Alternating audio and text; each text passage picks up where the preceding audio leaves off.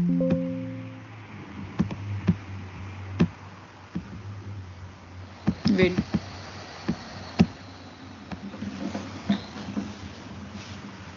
Good afternoon, everyone. Thanks for being here. My name is Jatinder, and I'm student of ITI Leveraging. So we are Group 9. We are representing a presentation in front of you. This topic is social media as democratizing force, creating competitive advantage. So in this, we are discussing whole through the topic, like from introduction to strategic. So let's start with the introduction. So in this, we can discuss about the social media represents power of implementing public voice, like how this digital information is not just about the communication, it's about the access and empowerment. Today, individuals access and empowerment marginalized communities can be seen had in a way never been possible. In this presentation, we will explore how changes are not only in social but strategic, how the democratic power of social media can create real competitive and social advantage. So in this slide, we can clearly see like democratization in this digital area, like seen in three different pictures. First one is power of elites, which shows like how the social media amplifies the power, voice of people, shifting influence from traditional elites to the ordinary users. And the second one, technology as a leveler. Mobile and web platforms serves as equalizers, making information and practices accessible to all. Last one shows clearly like lower the entry of barriers. In this digital era, we can clearly see like there is no barriers in between the peoples. Like in the ordinary world, we can see social media signified to reduce the obstacles of discourse, collective actions, and make entry of individuals enterprises.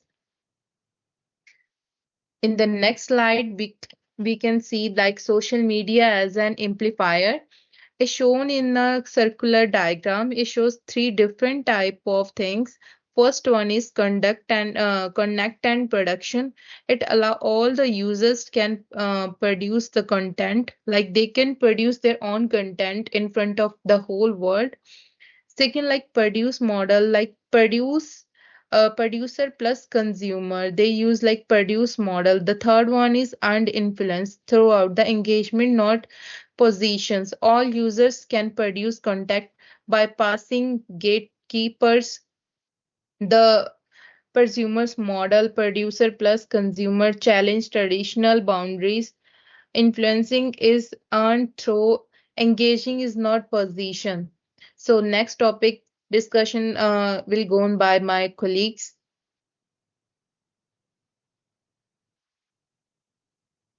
Hello everyone, my name is Pooja Mali and my student ID is HIG2005. Today I will be discussing about the topic is user empowerment and participation. Today and walking through the impact of social media on user empowerment, traditional structure and market access. You can see the image of people engaging there with their devices and it really captured the collaborate vibe and the social media. There are three key points here. Real time feedback. Social media allows real time feedback and direct engagement, as noted by the Boyd in 2014. Participatory culture. It fosters an active audience rather than passive ones. By the 2006, community influences communities shape public and the narrative and shrinking in 2008. To summarize, the show how social media empowers users to connect, engage, and influence on the large scale. Now, the next, let's look at how social media disrupt traditional structure. Top-down modules undermine. Papachris in 2010 noted that social media challenges top-down communication model, decentralized influence. It reduces media and institutional monopolies by decentralizing influence. Grassroots mobilization. Online platform gives power to grassroots movement. Now move to the final section. Let's discuss access and market entry. Global research Kinsman in 2011 highlighted how social media enables new voice to research global audience at a low cost. Reduced cost. It dramatically cuts traditional and broadcasting and marketing expenses. Micro entrepreneurship platform economics allow micro entrepreneurship in higher. To summary, social media empowers users, disrupts traditional structure, and open global market access in ways we have never seen before. It's a game changer on so many levels. Thank you. Hello everyone, my name is Jaskian Kaur and my student ID is XTV2005. So my next topic is co-creation and innovation. It's the first point is user contributions. Users contribute to product development, ideas and trends. For example, Preheld and Ramaswamy in 2004. Next is decentralized innovation. Innovation becomes decentralized, creative and user-led. Third one is collective intelligence. Collective intelligence thrives through shared participation. For example, Levin making in 1997. And my next slide is knowledge sharing. How to we can knowledge share? Decentralized access. Access to professional, academic, and practical knowledge is democratized in Valenciano in 2016. And my next is informal learning. Informal learning through communities and hashtags in Greenhouse and Levin in 2016. And third one is distribution expertise. Expertise is distributed, not centralized. And my next slide showing is how to strategic advantage via social media. It is competitive as stems from like speed of response, low cost global reach, personalization and real time adaptation. And last one is engagement builds loyalty and trust through dialogue.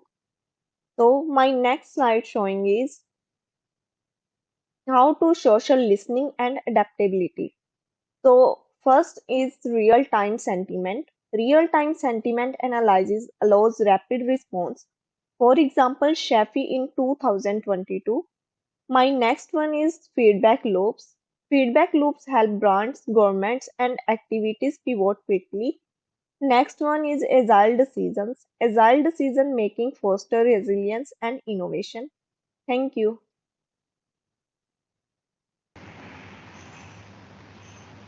Hi everyone, my name is Paramjit Kaur and my student ID is PPE2555. Now, my topic name is Ethical and Structural Challenge. Number one is risk.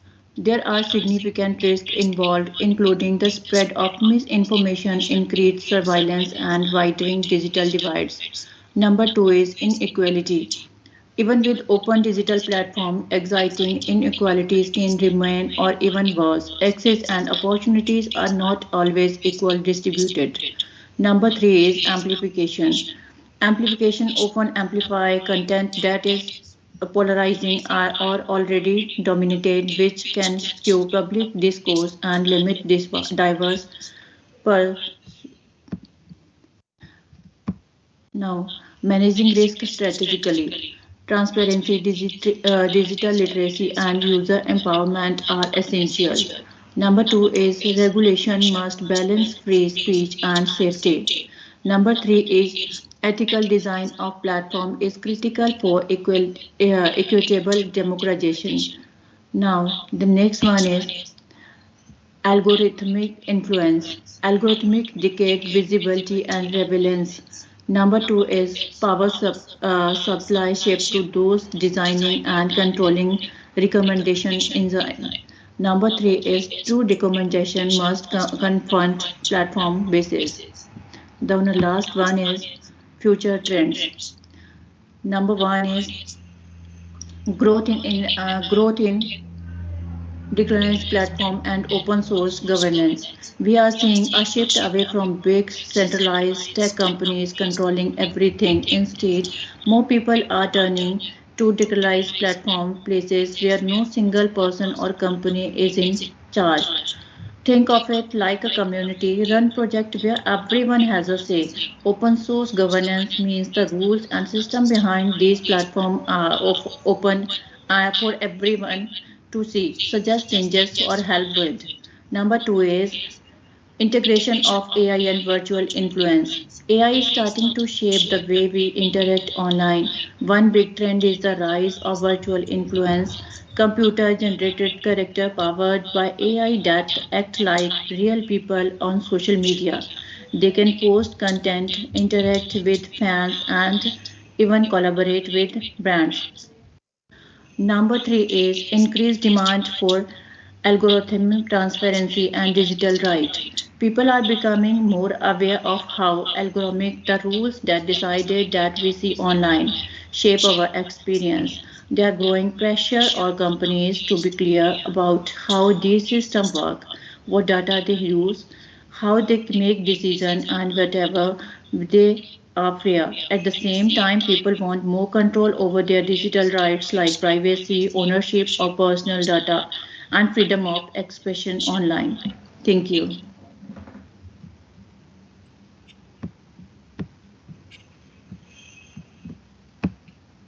Now we are sharing the reference of these slides.